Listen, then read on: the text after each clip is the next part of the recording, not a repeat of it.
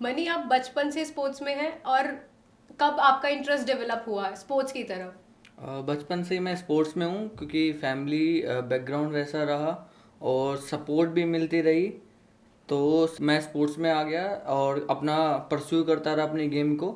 और जब लगा कि हाँ भाई इंजरी हो गई या आगे चीज़ें बढ़ती रही, दिक्कतें बढ़ती रही, तो इसी स्पोर्ट्स करियर को मैंने अपने प्रोफेशन में भी चेंज कर लिया और चीज़ों को कैरी फॉरवर्ड करते रहे। आपने स्टार्टिंग कहाँ से की, कौन सी क्लास में आपका इंटरेस्ट डेवलप हुआ? तो बचपन में ही अकेडमी थी टाइकोंडो की एक हमारे वहाँ, तो वो मैंने ज्वाइन करी। तो स्टार्टिंग टाइकोंडो से की हाँ, आपने? स्टार्टिंग मेरी टाइकोंडो से थी। तो मैंने टाइकोंडो खेला अराउंड 9 इयर्स। अच्छा। मैंने टाइकोंडो खेला, उसमें नेशनल खेले, कई कैंप भी गया। और उसके बाद उसकी टाइकोंडो की एनर्जी को मैंने जो यूज़ किया, और बेसिकली जो मैं अपने नई गेम में इंट्रोड्यूस हुआ वो टाइकोंडो के बेसिस पे ही हुआ। अच्छा। क्योंकि लेग की स्ट्रेंथ मुझे डेवलप करनी थी। लेग की स्ट्रेंथ डेवलप करते करते इतनी डेवलप हो गई कि मैं क्रॉसफिट में इन्वॉल्व हो गया। और क्रॉसफिट को खेलते खेलते ऐसा कुछ सोचा नहीं था कि ऐसा कुछ होगा। खेलते खेलते इंडिया में फर्स्ट रैंक हो गई, एशिया में हो गई, फिर पूरे इंडिया में नाम। ओके, सो मनी क्रॉसफिट के बारे में थोड़ा सा बताइए for the viewers who don't know what CrossFit is. CrossFit is basically functional movement constantly varied at a high intensity. मतलब आपको कई सारी मूवमेंट को एक ग्रुप बनाकर आपको वर्कआउट करना है और हाई इंटेंसिटी पे। मे भी हो सकता है वो 10 मिनट का वर्कआउट हो या 1 आवर, मतलब एक लिफ्ट करनी हो सिर्फ, और या 20 मिनट का वर्कआउट हो। तो इस डिपेंड कि वर्कआउट डिजाइन कैसा हुआ है उस टाइम पर। हम्म। तो अभी आपने जैसे बताया कि आपने पहले शौक था खेलने का, फिर उसका इंटरेस्ट उसमें जागा, फिर उसको आपने अपने प्रोफेशन में बदल लिया। तो फिटनेस इंडस्ट्री में ग्रो करने का तरीका क्या है? आपको कैसे पता लगा कि इस चीज़ को आप अपने करियर में भी बदल सकते हो? फिटनेस इंडस्ट्री में कैसे ग्रो, मुझे एक हमारे दिल्ली यूनिवर्सिटी में स्पोर्ट्स का कॉलेज है। तो मुझे पहले से ही पता था अपने 8th स्टैंडर्ड से कि मुझे कहाँ पर एडमिशन लेना है। मतलब क्लैरिटी बचपन से ही हाँ, थी, बचपन से पूरी पता प्लानिंग था। करके आप चले हाँ, हमेशा? बचपन से पता था कौन से कॉलेज में जाना है, कहाँ जाना है। क्या फिर करना है? हाँ, क्या करना है। तो उसमें एडमिशन लेना भी थोड़ा टफ होता है एज कम्पेयर टू अदर। पूरे ड्यू में अलग से ही उसका कॉन्सेप्ट चलता है। पहले अच्छा। एंट्रेंस होता है, आपके जो सर्टिफिकेट आपने गेम में पार्टिसिपेट किया है वो आपको शो करने होते हैं। फिर उसके बाद आपके ट्रायल्स होते हैं, फिर जाके अच्छा, एडमिशन पूरा होता है। प्रोसेस होगा कि आप अगर आप स्पोर्ट्स के बेस पर जा रहे हो तो आपने कहाँ कितना खेला, कैसा खेला, और उसका हाँ, प्रूफ भी सब आपको हाँ, दिखाना पहले पड़ेगा। पढ़ाई का होता है। सबसे पहले एंट्रेंस होता है जिसमें पढ़ाई की, आप स्पोर्ट्स के बारे में क्या जानते हैं, आप अच्छा गेम अच्छा। के बारे में क्या जानते हैं। जब आप वो क्वालिफाई कर लेंगे देन आप उसके आगे सेकंड स्टेज पे जाएंगे, वरना आप फर्स्ट स्टेज पे ही आउट। बाहर आउट। हम्म। ओके, सो अगर जैसे कोई भी स्टूडेंट है और उसको इस इंडस्ट्री में ग्रो करना है या फिर इसको एज अ करियर ऑप्ट करना है, तो वो ऐसे क्या क्या स्टेप्स करे जो ही और she can make a career out of it? अगर आपको बेसिकली पूरी डिग्री करनी है आपके पास, अगर आपने 12th करी है और उसके बाद आप कैरी चीज़ों को लेके आगे जाना चाहते हैं, तो आप स्पोर्ट्स में BSc, BP, BP एड ऐसे कोर्स कर सकते हैं, या MSc इन स्पोर्ट्स साइंस ऐसा भी कर सकते हैं। अगर आपकी एज ज़्यादा हो चुकी है तो आप सर्टिफिकेशन कर सकते हैं, जो कि हम भी प्रोवाइड करवाते हैं। और ऐसे हमारे जैसे कई अकेडमीज़ और NIS पटियाला भी है जो कोर्सेज प्रोवाइड करवाती है, अगर आप फिटनेस इंडस्ट्री में पहले से भी हैं और अगर आप गेम में हैं किसी। तो इन कोर्सेज को करने का फायदा क्या होता है? ये आपको एक सर्टिफिकेशन दिलाते हैं कि आपको ये चीज़ आती है? ये आपको एक सर्टिफिकेशन दिलवाती है। आपके पास जब सर्टिफिकेशन या आपके पास नॉलेज होगी बेसिकली, तभी आप मार्केट में सर्विस प्रोवाइड करवाएंगे और तभी आपको लोग लोग पे ट्रस्ट भी करेंगे, करेंगे। ट्रस्ट करेंगे। अगर मैं बिना नॉलेज के, बिना किसी चीज़ को जाने हुए मार्केट में उतर गया, जब पता ही नहीं है तो क्या प्रोवाइड करवाऊंगा और क्या पैसे आएंगे। 12th के बाद मुझे लगता है आपने अपना बिजनेस की स्टार्टिंग की होगी। तो फैमिली का कितना सपोर्ट आपको रहा? बचपन से फैमिली का सपोर्ट था कि ठीक है मैं जो कर रहा हूँ फैमिली का सपोर्ट है, या फिर घर वालों ने बोला कि स्पोर्ट्स में इतना ज़्यादा कुछ नहीं रखा है या एथलीट वाली फील्ड में इतना ज़्यादा कुछ नहीं रखा है?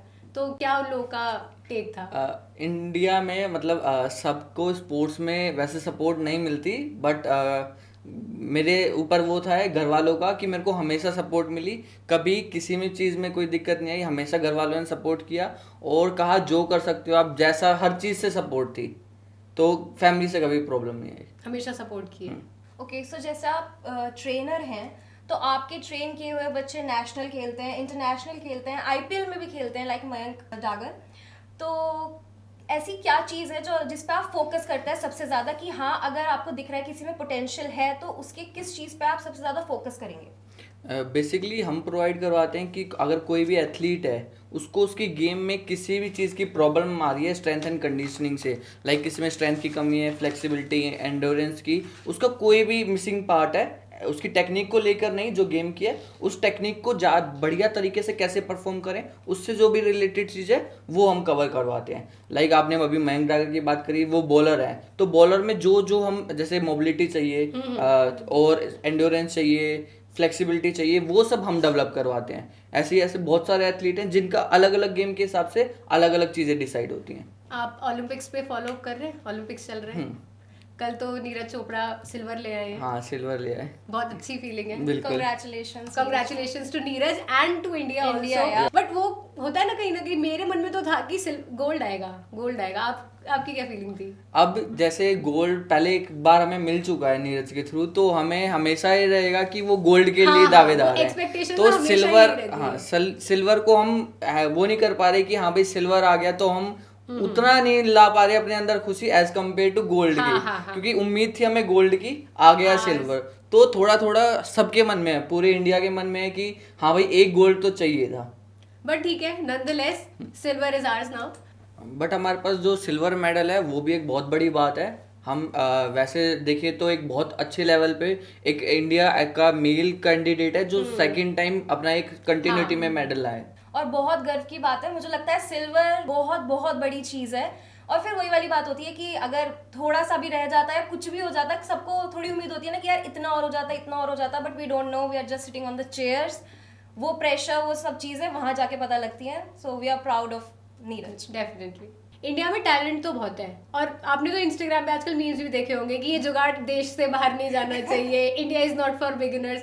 तो वो चीज़ बहुत ज़्यादा आउट एंड लाउड, बहुत ज़्यादा क्लियर है कि इंडिया में टैलेंट तो बहुत ज़्यादा है, बट उसके कंपैरेटिवली ओलंपिक्स में हम इतना ज़्यादा बेटर क्यों नहीं परफॉर्म कर पा रहे हैं? इसका रीज़न क्या हो सकता है? मतलब, और जैसे कंपैरेटिवली चाइना से अगर हम कंपेयर करें या यूएसए से हम कंपेयर करें तो हम लोग बहुत पीछे हैं उस रेस में, और इतना टैलेंट होने के बावजूद। तो इसके क्या रीजंस हो सकते हैं? ये सबसे पहले तो हमारा जो ग्रास रूट लेवल है ना, उसको सही करने की बहुत ज़्यादा ज़रूरत है। हमारा काम कहाँ पर चल रहा है, एक तो पॉलिटिक्स में ज़्यादा घुसे हुए हैं, गेम में कम है, ठीक है। वरना आप खुद देखो 140 करोड़ की हमारी पॉपुलेशन है, एज कम्पेयर टू अदर्स हम बहुत ज़्यादा, और यंग जनरेशन बहुत ज़्यादा है हमारे पास as compare to others country, मगर मेडल क्यों नहीं आ रहे? उसके पीछे सबसे बड़ा रीज़न ग्रास रूट लेवल ठीक नहीं है। अगर ग्रास रूट से कोई बच्चा उठ के भी आ जाता है तो जुगाड़ चाहिए। अगर आपके पास जुगाड़ नहीं है, सबसे पहले तो टीम गेम अगर मेजर जो है, अगर आपके पास जुगाड़ नहीं है तो आप आगे तो जा ही नहीं सकते। जुगाड़ मतलब अगर आपका कोई कनेक्शन नहीं है, आपके कोई लिंक नहीं है, आपके पास पैसा नहीं है, ये एक हार्श रियलिटी है स्पोर्ट्स की, ठीक है। हम क्योंकि बाहर से देख रहे हैं तो हमें लगता है कि हमारे पास प्लेयर नहीं है, मगर प्लेयर हर गली में है। ऐसा कैसे हो सकता है, और वो भी इंडिया जैसी कंट्री में? बिल्कुल सही बात, ऐसा पॉसिबल नहीं है, ठीक है। मगर रियलिटी ये है कि ग्रास रूट खराब कर रखा है, इंफ्रास्ट्रक्चर उतना अच्छा प्रोवाइड नहीं करवा रखा। अगर इंफ्रास्ट्रक्चर में आगे चेंजेस भी आ रहे हैं तो वहां तक पहुंचने के लिए नीचे से उठ के तो आए बच्चा। और अगर कोई बच्चा उठने की हिम्मत कर रहा है, उसके घर वाले हिम्मत जुटा रहे हैं, तो सिस्टम इतना ज्यादा करप्टेड है। मैं बताती हूँ कि हमारे जो घर में जो अंकल दूध लेके आते हैं, उनका बेटा एथलीट है, वो भागता है और वो बहुत अच्छे लेवल का भागता है। तो जो इंसान दूध वाला काम कर रहा है वो इतना ज्यादा तो नहीं कमाता है, तो वो अंकल का, बट उनका ये है कि इसको जो बनना है वो मैं कराऊंगा। तो खूब पैसा लगा रहे हैं, खूब मेहनत करा रहे हैं, उसको अलग अलग स्टेट्स लेके जा रहे हैं कि वो स्टेट खेलेगा, नेशनल खेलेगा। और हर बार हम भी घर पे उम्मीद लगा के बैठते हैं कि इस बार तो वो कुछ बंदा करके आएगा, इस बार मेडल लेके आएगा। और हर बार ना कोई और वो बच्चा, और वो सिस्टम हमें वहां से पता लगा। जब आंखों देखी जो बात होती है ना, उसकी रियलिटी तुम्हें ज्यादा समझ आती है। तो वो अंकल बोलते हैं कि हाँ होता है करप्शन, कि मेरा बच्चा मेहनत करता है, मैं उस पर सारा पैसा लगा दूं, कितनी इनकम होगी उनकी। बट रियलिटी वही है कि ये करप्शन हर जगह है। तो वो बच्चा जो इतनी मेहनत कर रहा है वो इसीलिए सिर्फ वहां नहीं पहुंच पा रहा क्योंकि सिस्टम ही करप्टेड है। तो मुझे लगता है कि ये एक बहुत ज्यादा एक मेजर रोल प्ले करता है कि अगर इंडिया में टैलेंट बहुत ज्यादा है बट वो एक अच्छी जगह नहीं पहुंच पा रहे, अच्छे लेवल पर रीच नहीं कर पा रहा।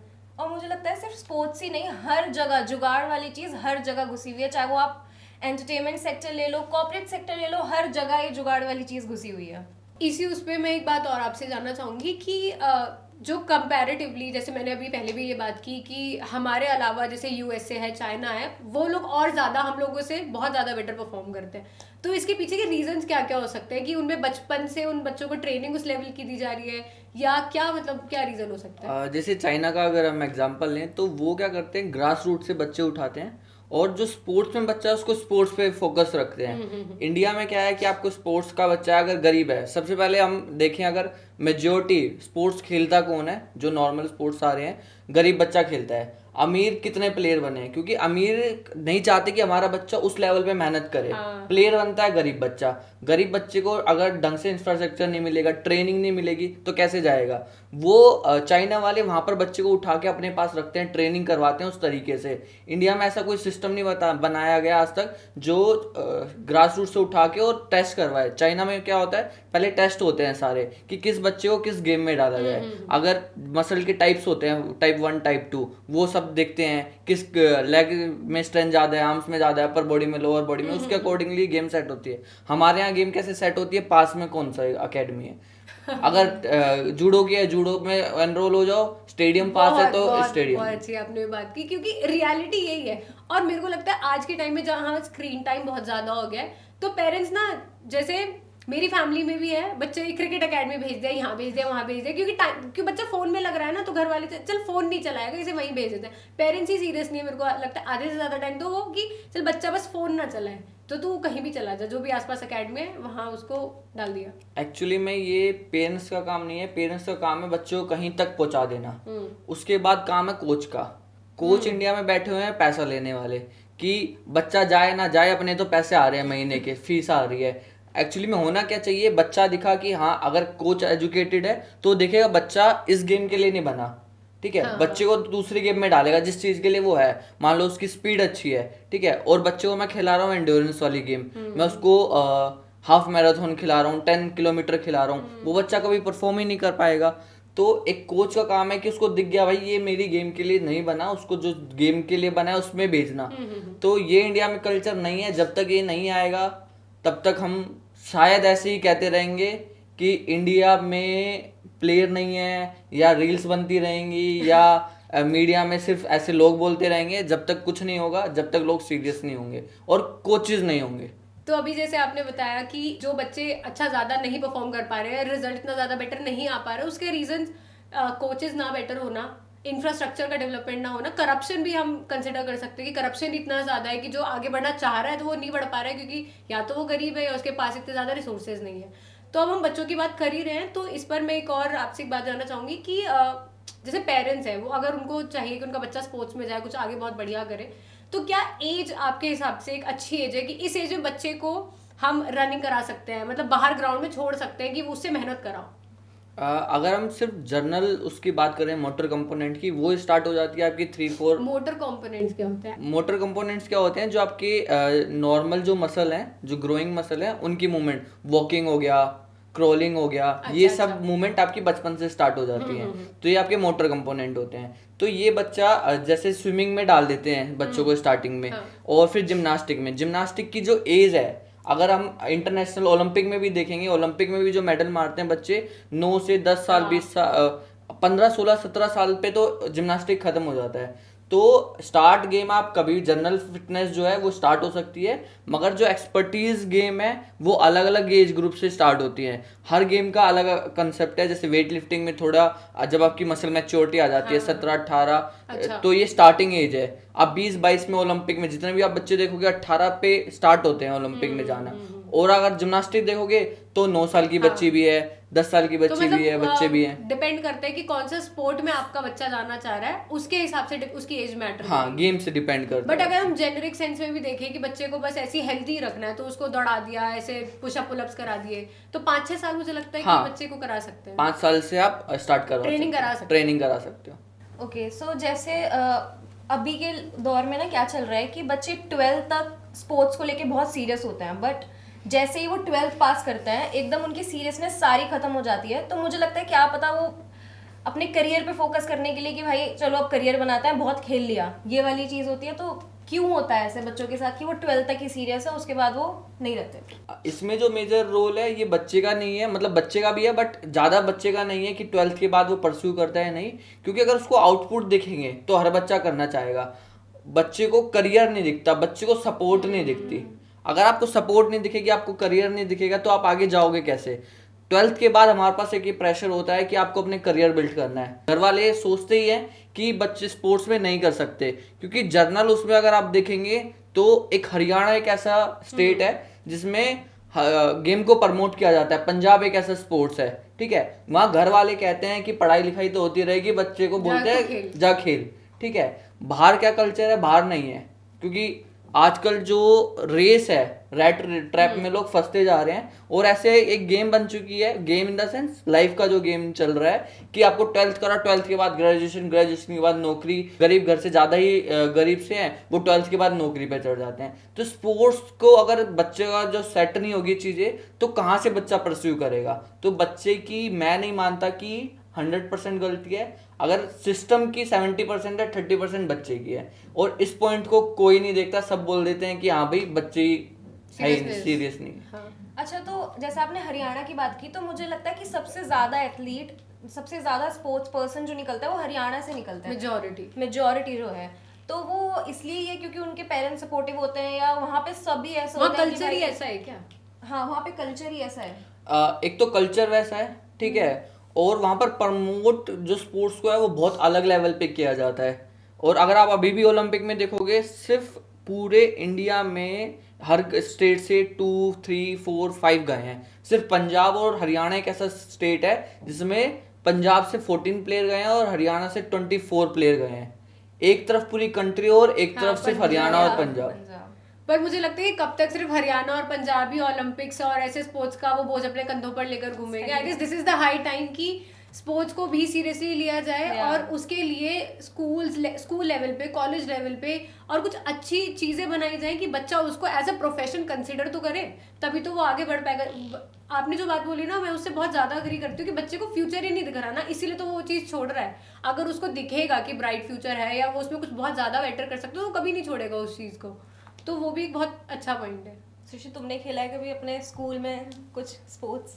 मैंने तो गली स्पोर्ट्स ही खेले हैं, बस उसी में मजे आते थे। उसमें भी अच्छा, मैं ना ऐसा था, मेरा भाई जैसे खेलने गया तो मैं उसको मुझे भी लेके जा, तो वो ले गया और फिर मेरे को ऐसे बॉल डाल रहा है, ऐसे अंडर हैंड वाली, कभी ऐसे बॉल, तो पर ठीक है, मतलब वही है कि मुझे लगता है कि यहाँ पे भी वही बात आ जाती है कि एक्सपोजर इतना ज्यादा मिला नहीं, और शायद मेरा भी इंटरेस्ट है इतना ज्यादा कुछ। अगर इसका भाई बॉल थोड़ा ऊपर से डालता तो एक्सपोजर बहुत तगड़ा मिलता है इसको। शायद मिताली राज के साथ आज ये बैठी होती है।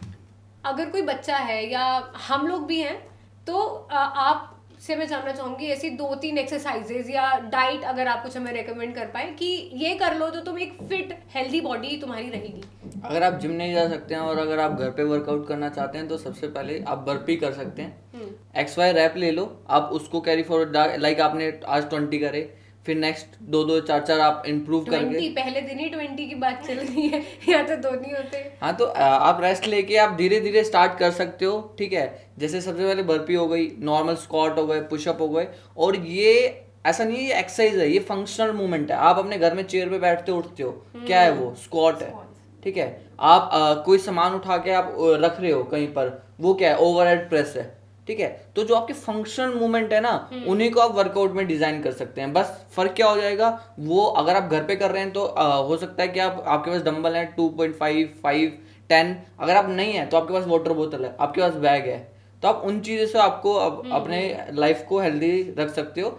बट लोग रखना नहीं चाहते इसलिए नहीं रख पा रहे, जो रख रहे हैं वो बहुत अच्छे तरीके से रख रहे हैं। आलस मुझे लगता है सबसे, मेरा तो यही रीजन है कि वो आलस ही इतना ज्यादा है कि अरे ज्यादा देखी जाएगी, अरे और अब तो गर्मी है, गर्मियों में आलस आ रहा है हमें। मैं तो पता है मेरा अभी फिलहाल माइंडसेट यही चल रहा है कि सर्दी आ जाएगी ना तब 2-3 किलो वजन कम कर लूंगी, क्योंकि गर्मी तो गर्मी है ना, सर्दियों में नहीं होता। सर्दी में कंबल से कहाँ निकल पाओगे? सबसे मेजर भाई बहुत बहुत दिक्कत पड़ती है। वो है अपने दिमाग को ना बस मैनिपुलेट कर रही हूँ। अभी तो गर्मी है, सर्दियों में देखा जाएगा, सर्दियों में फिर हो जाएगा यार बहुत ठंड है, इतनी ठंड में तो नहीं हो पाएगा, गर्मियों में देख लेंगे। वो लूप चलता रहता है वही। अच्छा, एक मेरा पर्सनल क्वेश्चन है कि अगर मुझे मतलब 1-2 हफ्ते में ऐसे बिल्कुल ड्रास्टिक वेट लॉस करना है तो मैं कैसे करूँ क्योंकि मुझे करना है। मत करो कितना तो ड्रास्टिक? मतलब ड्रास्टिक एज इन 6-7 किलो। नहीं, मैं तो 10 किलो के लिए जा रही थी, लेकिन हाँ चलो 6-7 किलो इज लाइक ओके। देखो, आप 6-7, आप 10-15 बिल्कुल कर सकते हो, ठीक है। एक महीने में? एक महीने में नहीं, आप 2-4-5-10 दिन में भी कर सकते हो। हैं? हाँ, मगर आप उसका साइड इफेक्ट, आपकी बॉडी में सिर्फ वाटर है 70%। आपका वेट कम नहीं होगा, आपका सिर्फ वाटर रिटेंशन हो अच्छा। जाएगी। आप वाटर आपकी बॉडी से निकल जाएगा, तो उस वेट को कम करके कोई फायदा नहीं है। आपको कम करना है अपना फैट, ना कि अपना वाटर। तो फैट को कम करने में तो वो एक आपका slow process है, उसका एक पूरा सिस्टम है तरीके से, पूरा। हाँ, system। तो वो आपको पूरे सिस्टम के साथ चलना पड़ेगा। डाइटिशियन जो आजकल दिखाते हैं कि 1 महीने में 15 किलो कम कर दिया, 20 किलो कम कर दिया, तो वो सिर्फ अपने डाइट में ऐसी कुछ चीजें डालते हैं जिससे वाटर आपका अच्छा। बॉडी से बाहर आ जाता है, ठीक है। और जब कुछ नहीं खाओगे तो 2-4 किलो वैसे ही एक एक महीने में चला जाएगा, और वाटर रिटेंशन भी हो जाएगी, ठीक है। तो रिटेंशन की वजह से आपका स्केल पे वेट कम हो जाएगा, मगर लाइफस्टाइल में जो आगे जाके दिक्कत होगी ना, अच्छा। वो बहुत बढ़िया होंगी।